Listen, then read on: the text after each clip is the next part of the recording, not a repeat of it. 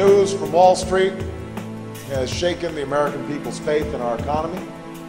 The situation with Lehman Brothers and other financial institutions is the latest in a wave of crises that have generated enormous uncertainty. Britain is facing at least 5 more years of austerity. The country's finance minister says there's no miracle cure for the country's economy. This is an austerity programme that's not even halfway through, and we still have more cuts ahead of us, more cuts to spending, more cuts to welfare, and more real-term pain for the people in this country.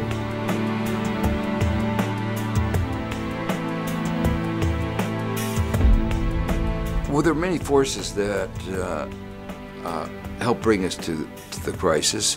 There have been growing inequality. Growing inequality moves money from the bottom of the economic pyramid to the top. For roughly 30 years, wages of ordinary people have not kept pace with the cost of living. And almost all of the economy's productivity gains have gone to the top 1%. The Fed stepped in and made up for that by creating a housing bubble that allowed for a consumption boom, and did that through low interest rates and deregulation. You had that same top 1% in their role as bankers, creating all of these funny money, mortgage-backed securities, toxic assets, that made it easy for people to borrow against their homes. So someone who had spent half a lifetime building up home equity, whose income wasn't keeping pace with the cost of living, your friendly banker would say, hey, how about a home equity loan? You know, the function of the financial market is supposed to allocate capital and manage risk. What they did is they misallocated capital and they created risk. Make no mistake, the Federal Reserve is bailing out Bear Stearns. Now, when it turned out that the securities, the subprime securities backing this whole thing were a house of cards, and the banks were basically insolvent had it not been for the bailout, the whole economy goes into free fall. And that then precipitated a very long and what has been a very deep downturn.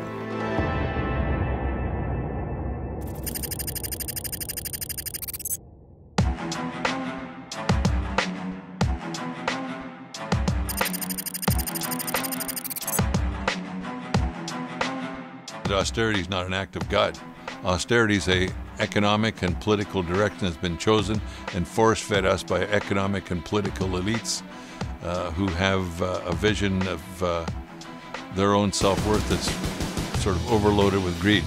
It wasn't working people that caused these problems. It was the spivs and the speculators around the world who have ripped off ordinary people, brought us to the brink of disaster. And ordinary people are being asked to pay the price. In Britain, what we've had is these so-called austerity measures. We're now in the longest economic crisis in Britain, not since the Great Depression. It's even longer than that. This is the longest economic crisis on record. That is the direct result of self-defeating austerity. I was astounded when Europe decided, as the crisis, the Euro crisis developed, to go back to a set of policies, austerity, that had been proven time and time again not to work. The UK basically has gone through a recession, a double dip, triple dip, and when the economy performs that weakly, revenues are going to be low, and so it's not a surprise that the improvement that was promised in the fiscal outlook hasn't materialized. Ireland has been hammered with the costs of the banking crisis and the austerity that has been imposed on ordinary people, on workers and our society.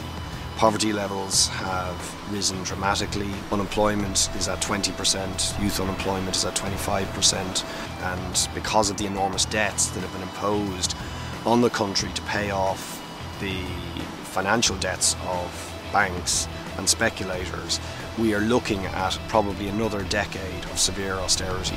You can't cut your way into growth. That's what we're seeing in one country after the next.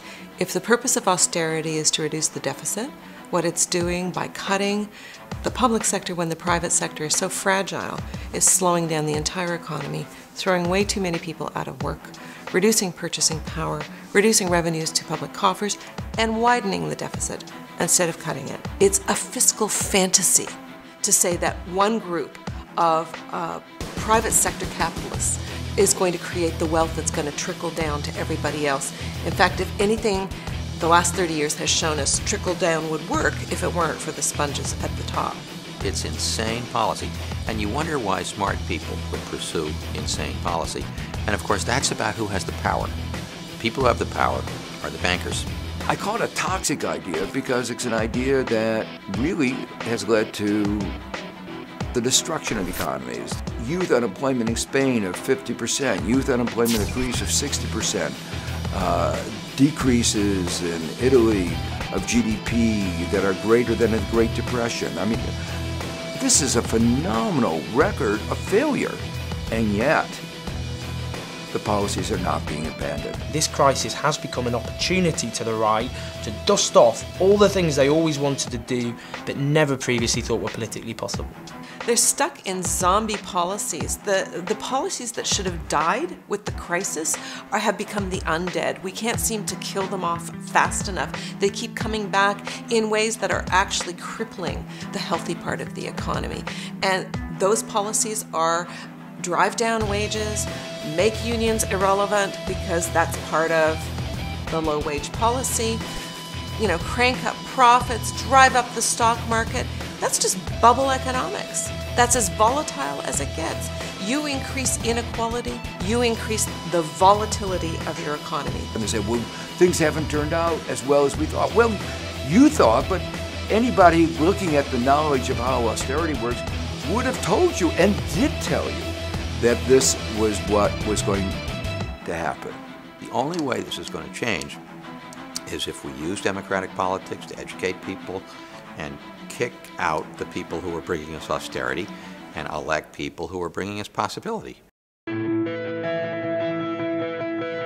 The one thing that the elite try and do is induce a sense of demoralization and powerlessness in ordinary people, but they do so precisely because they're afraid of the power of ordinary people. We're going to make this thing better together. And we can give people hope that you can resist the austerity or cuts agendas, we can fight back, and we can actually set the agenda far better than the right are doing at the moment. To be truly radical is to make hope possible rather than despair convincing. And that's the basic challenge. Can we make hope possible? And I want to have heat on me. Like we're sitting in the Palace of Westminster here. This will not be resolved within here. It will be resolved out on the streets with the people. We, as a trade union movement, are the people who are standing up and resisting it and telling our governments that we're not prepared to accept the attacks on working people. When you look back over our history, both in the States and Canada and in Britain and Ireland, everything that's good that's happened in society has been because of organised labour. So the way that I think we come together is by having not only the global labour movement, but the global progressive movement come together and demand that we need to have a shared prosperity. They'll talk about the deficit. Everywhere in the world now they're talking about the deficit. Those are deficits that were caused by economic collapse. And the reality is, the way you should fix that is get people back to work. If you borrow today for investments in our future, investments in education, technology, these are all things that will affect our standard of living going forward, but affect the strength of the economy today. And part of the way we're going to do that is by investing in the infrastructure, which we've forgotten about for about 20 years now, 25 years now. There's been systemic underinvestment in the infrastructure that supports not just business, but communities and families. We've got a deficit in basic public infrastructure of $2.4 trillion. Well, if you invested $2.4 trillion in rebuilding our infrastructure, that would create a lot of good jobs. We got to bring manufacturing back. We've seen so many of our jobs in North America just disappear, and they've been disappearing because of bad government policy. Global capital has the power just by the stroke of a key on a computer that basically they can move wherever they want. We have to be able to show them that we also have that ability, that when they're going to mistreat someone in Ireland or United States or Canada, that we're going to come after them regardless of where they're at. We can make a better world, and we're only going to do that when we engage young people, when we engage progressives, when we engage the labor movement, when we engage all of our allies and take on the 1%. You talk about fairness and justice and equality. These are the core values of British workers, of Irish workers, of Canadian and American workers. These are the core values, and I am very confident that what we're doing today, the seeds that we lay down for those that come after us, we will work towards a better world.